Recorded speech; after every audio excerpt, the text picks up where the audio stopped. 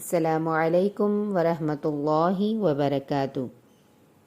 آج ہمارا ٹاپک بہت اہم ہونے والا ہے، جس کے بارے میں ہم نے صرف سنا ہے، ہم مکمل طور پر نہیں جانتے۔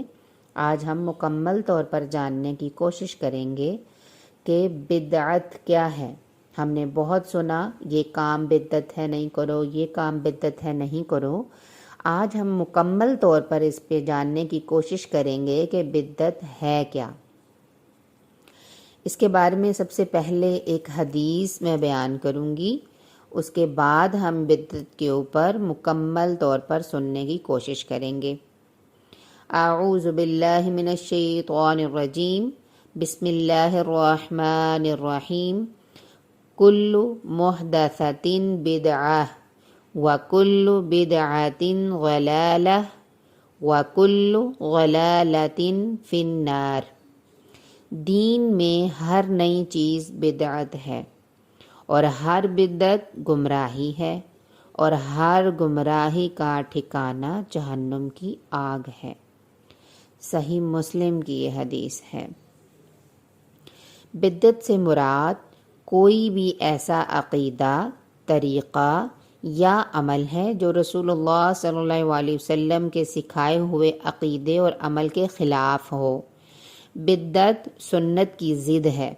یہ بات اس لیے واضح طور پر کہہ دی گئی کہ اللہ تعالیٰ اسلام میں کوئی ایسا عمل قبول نہیں کرتا جو دو شرائط پر پورا نہ اترتا ہو۔ نمبر 1، وہ خالصتاً کام اللہ تعالیٰ کے لیے اور اسی کی خاطر کیا جائے ہو، جیسا کہ نبی کریم صلی اللہ علیہ وسلم نے فرمایا۔ تمام اعمال کا دار و مدار نیتوں پر ہے۔ انما الاعمال بالنیات، اور ہر عمل کا نتیجہ ہر انسان کو اس کی نیت ہے کے مطابق ملے گا۔ نمبر 2، وہ عقیدہ یا کام ہر صورت رسول اللہ صلی اللہ علیہ وسلم کے طریقے کے مطابق ہو، جیسا کہ آپ صلی اللہ علیہ وسلم نے فرمایا۔ جس نے ہمارے دین میں کوئی ایسی چیز گھڑ لی جو اس میں سے نہیں ہے تو وہ مردود ہے۔ نعوذ باللہ۔ اس میں سے کوئی شک نہیں ہے، یعنی کوئی شبہ نہیں ہے کہ ہر بدعت گمراہی ہے۔ رسول اللہ صلی اللہ علیہ وسلم کا فرمان ہے، نئی نئی بدعات سے اپنے آپ کو بچائے رکھنا بلا شبہ دینی سمجھی جانے والی خود سے گھڑی ہوئی ہر نئی بات بدعت ہے، اور ہر بدعت گمراہی ہے۔ بدعات کی کئی اقسام ہیں، ان میں سے بعض تو صریح شرک ہیں۔ مثلاً یہ اعتقاد رکھنا کہ جن بزرگوں کو اللہ نے اپنے پاس بلا لیا ہے وہ ہر جگہ موجود ہیں، اور ان سے امداد مانگنا، ان کے نام کی نظر و نیاز دینا، ان کی قبروں پر چڑھاوے چڑھانا، ان کے نام پر جانور ذبح کرنا، قبروں پر عمارتیں بنانا اور وہاں نمازیں ادا کرنا، اور ان سے مرادیں طلب کرنا۔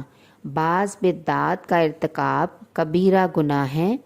مثلاً کسی کے فوت ہونے کے بعد ہندوؤں کے طریقے کے مطابق کل کے نام پر تیجا منانا، 7واں اور 40واں کرنا وغیرہ۔ اور بعض بدعات نافرمانی کے ذیل میں آتی ہیں، مثلاً شادی کرنے سے گریز کرنا اور کسی وقفے کے بغیر روزے رکھتے چلے جانا، یعنی کوئی بھی دن نہ چھوڑے بغیر روزہ رکھنا۔ مسلمانوں کو تاکید سے کہا گیا ہے کہ وہ دین کے ہر معاملے میں رسول اللہ صلی اللہ علیہ وسلم کی پیروی کریں۔ جو آپ نے حکم دیا، جو آپ نے کیا وہی کریں، جس کا آپ نے حکم نہیں دیا اور جو نہیں کیا وہ نہ کریں۔ ہر صورت میں رسول اللہ صلی اللہ علیہ وسلم کے طریقے اور ان کی سنت پر عمل کرنا چاہیے۔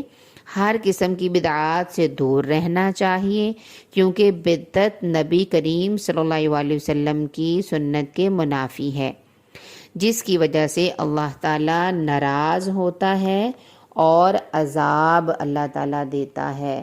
اور آپ کو پتہ ہے بچوں، آج ہم نے جو بدعت کے بارے میں پڑھا وہ ہمیں ڈیٹیل سے نہیں پتہ تھا۔ اب ہم اس کو سمجھنے کی کوشش کریں گے اور دوسروں کو بتانے کی بھی کوشش کریں گے۔ جزاکم اللہ خیر۔ السلام علیکم ورحمۃ اللہ وبرکاتہ۔